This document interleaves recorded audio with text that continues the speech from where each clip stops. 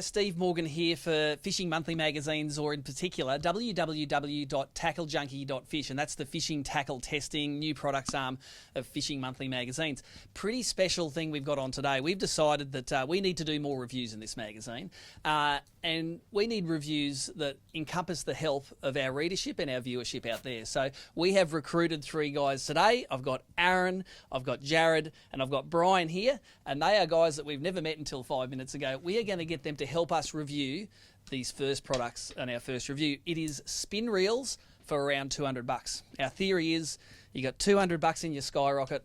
You want to buy a spin reel and you want to know what the best on the market is. Now, your tackle store may not have all of these in stock. You may not get to get a good feel of them if you're buying them online or on the internet. Let's get some guys that know a bit about fishing, but maybe haven't played with all of these reels, to have a play with them, rate them, and come back to you with some opinions. Now, we're not just going to do that around the table here. Later on today, we're going down to Tide Clothing, who've got a fish fighting machine. So we're not only going to look at the stats and the feel of these things, we're going to tie them on, have a bit of fun on the fishing machine down there. We're going to end up rating those reels on some scores of 1 to 10, and then me and the local tackle expert in here, Rob Gaydon Jr., are going to come back to you with all the results later in this video. So it's a bit of an exercise for us. Guys, I think the first thing we might want to do is have a chat about where you're from, what you do. Brian, what's your go? Brian Smith. I'm Southeast Queensland, based in Okuma, and I'm into the inshore fishing side, so mostly estuary from Seaway to the Penn. So yeah. And do a bit of fishing? Try and get out there a couple of times a week. Jared, yourself? Yep, so I'm just an electrician based in Southeast Queensland. Pretty much get out fishing every weekend, whenever I can. Nights, work the next day. I don't care as long as I'm fishing. So a lot of estuary fishing, jacks, jews, thread fins, stuff like that. So you're pretty familiar with the 2500 size reel? Yeah, 2500 and 4000 is normally what I go with, so yeah. There you go, and hold the map mic up there for Aaron. Aaron, give us your background, mate. Yeah, mate, so I'm local. I'm just over at Logan Village. And I've been fishing with my dad since I was pretty much old enough to walk. So we always hit the bay. We chase snapper, mackerel, whatever's cruising through there. Lately been getting into a bit of the shark fishing and things like that as well for a bit of sport. So there you go.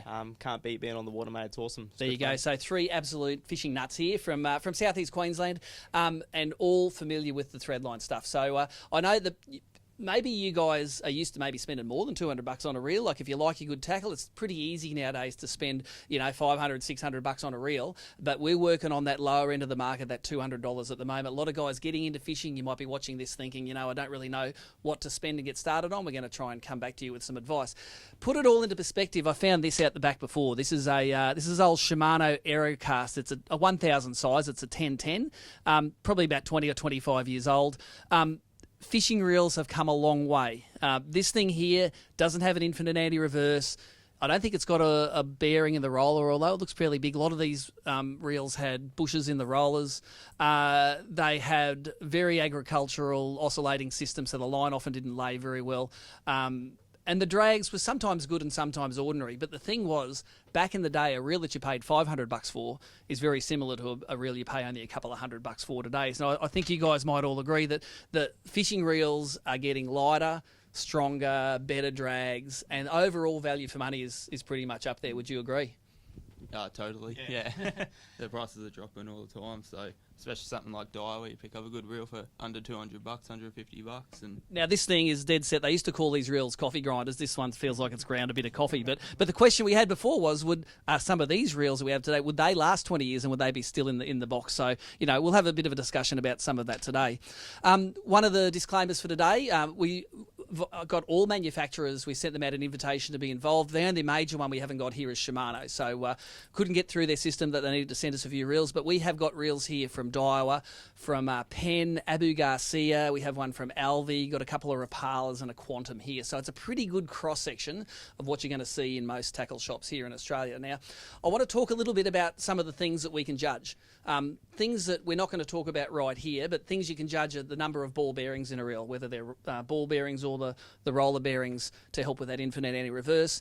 We can talk about the weights of the reels, and all of these things are going to be in the Fishing Monthly magazine article that covers this topic. The gear ratios of the reel, the reels here are between 5 and 6 point something to 1, the gear ratio, so that changes.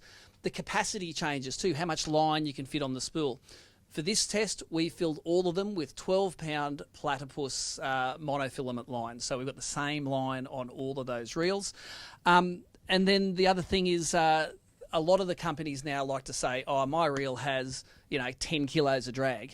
Whether we actually use 10 kilos of drag on a little reel like this, who knows? But we're going to later on, we're going to screw the drag up and see what damage we can do down at tide. They're the things that you can judge on the internet. You can put all the numbers together and you can come out with that reel looks like good value for money. The next level you can test is what's called store cred. So if you walk into a tackle store, what can you do? You can pick it up. You can have a bit of a feel. You can. Does it feel smooth?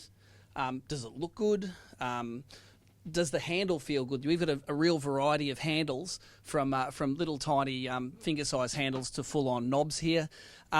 And then does the infinite anti-reverse, does it feel tight and smooth? Like, even though infinite anti-reverse should do the same thing, they're not the same between all of these reels. So they're some of the things that we're going to judge between 0 and 10. And then, of course, fishing credibility. And Brian, what would be important to you on the water when it comes to a reel? And I think we're going to agree on some of these things here. Oh, definitely the smoothness, and probably for me is how heavy the ratchet is, depending what I'm targeting. Because I'll definitely grab a different reel if I'm chasing a queenie or a tailor compared to a flathead or the bread and butter species. Cool. Jared, your important things? Definitely the smoothness, and probably how much line I can fit on the actual reel, because chasing big thread fin, they can do you quite quickly. So that capacity is a bit important. Capacity is pretty important for me. So. Yep. And Aaron, hand the mic over to Aaron there. So Aaron, in your opinion, what's an important thing once you're on the water with a reel? Man, I completely agree with these boys. Smoothness to the reel, if you're flicking lures around all day and stuff like that, just having a nice smooth beat to it always good. Also the drag, I don't like it kind of tightening too quickly, especially if you're really keen, you're smashing a fish, you might get a bit excited with it. Yeah, maybe you don't want to be doing that kind of stuff. And yeah, that's pretty much me for that. Yep, awesome. So I think what we're going to do now is we are going to break for a little bit. You can see in the cutaways here where we're going to be assessing some of those store cred things. How does it feel? How do the handles go? How does the infinite anti-reverse? We're going to come back to you in a little while and get going on our trip to Tide.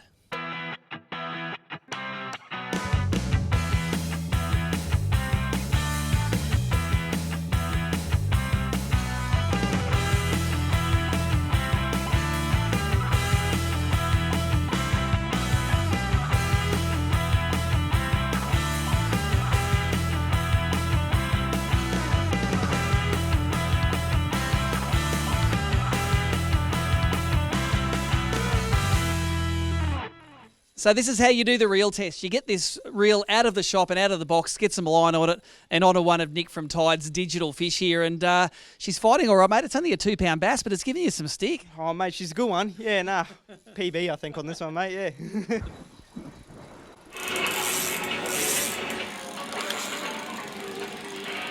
Just absorbs everything, eh? That's so good.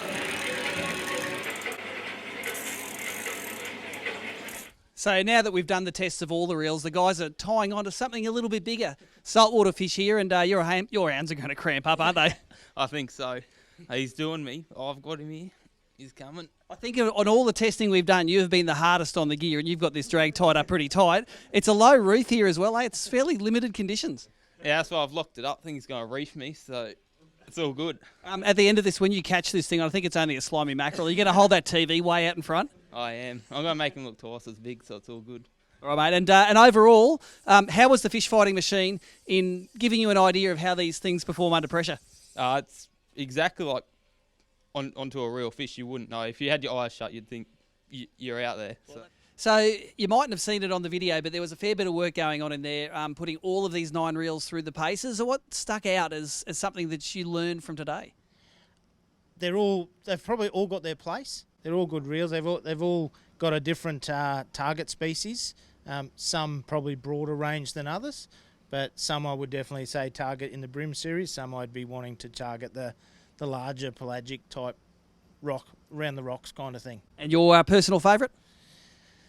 Personal favourite for the robustness, I would say one of the Rapalas was probably up there. Yeah. Probably the Alvey for me. All of them were for value for money, I was really impressed. But for me, the new Alvey, trying that out for the first time, I was really impressed. Had it locked up. It was nice and smooth, though. Yeah, something I'll definitely use on the boat. So yeah. So I noticed you were very meticulous in going through each reel, checking the drag out, drag up, drag down. What was your favourite in the testing session today? Mate, in all honesty, like they're all good reels. Definitely, I can imagine all of them out on the boat, land-based, all that kind of stuff. They'd all definitely have their place. I got to admit, I like the Daiwa Tiara though. That was probably my favourite one there. So nice look to it, good drag, and yeah, made fighting the fish quite easy. The absorption in the reel was fantastic. So thanks for letting us use your place, mate. Quick plug: you can come to Tide here and buy clothes in. Talk to the man himself. Where are you? I'm usually upstairs, so Josh will serve you. No, You're hiding. Yeah, you're welcome to come in anytime, Monday to Friday. We're usually here, so come in. Don't be shy. Say good day. Well, there you go. It's been a few weeks now since we've done that sit-down test with our three social media recruits, Roop, and it was a good day, wasn't it, starting off here and ending up down at Tide? It's a bit different to how we normally do testing. Normally we get to get out and play with them, but it was nice to have some new faces in the office. They like coming in here and playing with all the gear, and it is a different perspective for them too, being more consumers than what we maybe are. Definitely less, there's no one can say we were biased or anything because it's all up to them. So yeah, it was a really fun day. And I've taken the opportunity since to crunch the numbers. We took their sheets away that they did all their ratings on. I've crunched the numbers, and we've got a few different ways of analysing the results because people buy reels for different reasons. Someone might buy a reel because they want to, they want a real strong reel to use in the saltwater with heavy line on a 2500 size reel. Other guys might want to put 3 or 4 pound line on it, catch a bream on it. So depending on how you might use the reel, we have an analysis here for you, and we've done it a few different ways. And we've had a look at it in 4 ways. We've looked at it in shop test, i.e. at the table, versus reality on the machine, and that was a pretty interesting index. We did a value for money comparison. We divided the scores the reels got by the amount of money that it costs, because some of the reels in the test were worth twice the other ones. Got a slightly different set of results there. We, of course, added all of the points together and see, first past the post, which reel won, and we got some results for you there. And then finally, we've actually got the rankings that they received in each of those tests, added them together, smallest number wins. So if you're looking for maybe an overall view of best value for money plus best reel, that one's going to give it to you. Now, the way we're going to do this is we're going to put the tables up here on the left and maybe some of the pictures of the reels that we think you're going to be interested in looking at, and we'll go from there. So let's start off.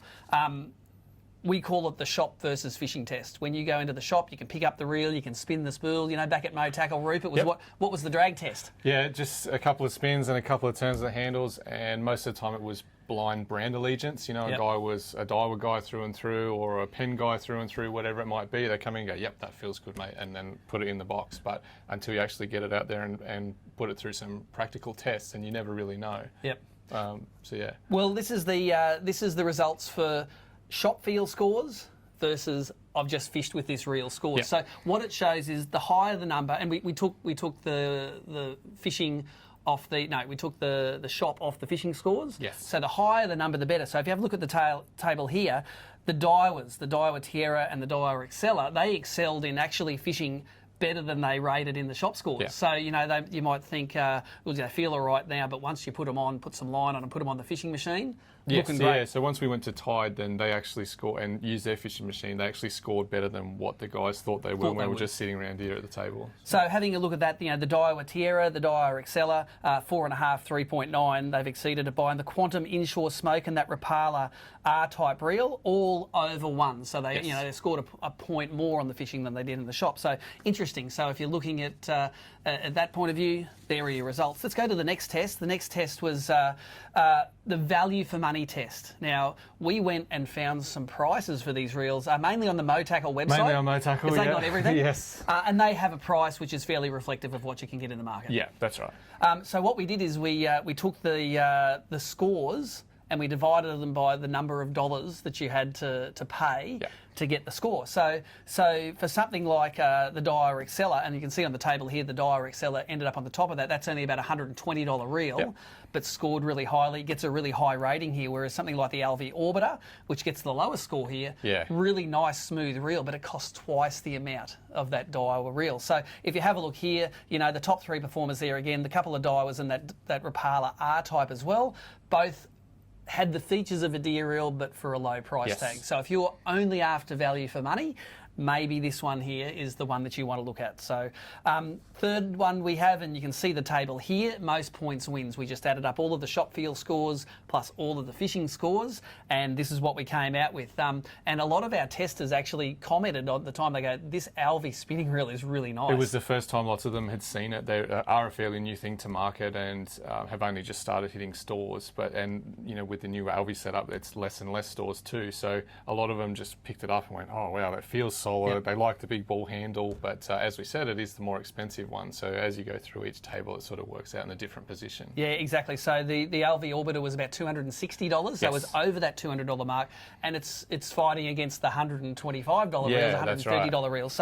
So if you're just looking for smooth, drag smooth, nice gearing, maybe this is the table you need to look at. But if you're going to compare reels, maybe you compare them in the same price range. Yes. But I suppose the bottom line was, on the machine, we screwed the drag up as tight as we could. We got that We Alvey sure did. pretty hot. Yeah, we sure did. Yeah.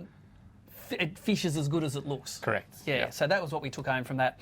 And then just at the end, we decided to do a compilation table, and the numbers that you see up here now, lower is better, because if you came first in one and then third and then fifth, we just added all of those placings together. So the lower numbers, the better. So the Daiwa Tierra scored 6. So, that's a combination of average of 2 first or a second. Per category. Per category. So this overall category, the Daiwas were up there, the Rapala R-Type was up there, and the Alvey Orbiter was up there, even though it was a more expensive reel and suffered in one of those. Yes. Overall, it got dragged up there. Yeah, that's right. And things like the Okuma Helios, the things that we haven't taken into account in some of these tests are like the warranty, like that Okuma Helios, Best by 10-year far. warranty. Yeah, so easily the best warranty. So that might be more important to you than it is to me or the next guy at the tackle store. So that's why we try to do this thing, so that you know what's important to you, and you can then go forth and purchase from there. Now, all of the specs, all of the prices, all of the warranties, capacities, all that sort of stuff is in Fishing Monthly magazines in the March editions.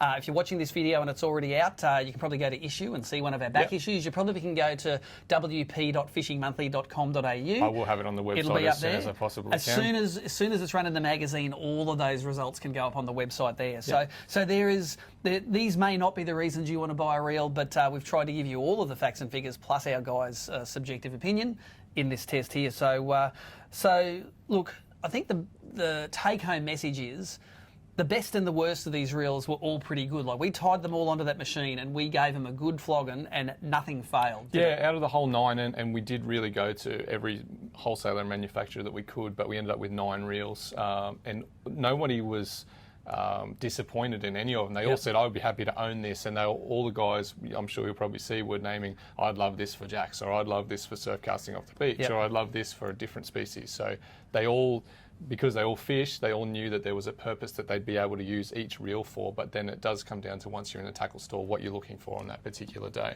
So there you go. This is the first of our exhaustive testing with a bit of practical plus some shop in there. More to come. Yeah, we hope you enjoyed it. This is Steve Morgan, Rob Gaten Jr. for TackleJunkie.fish, signing off.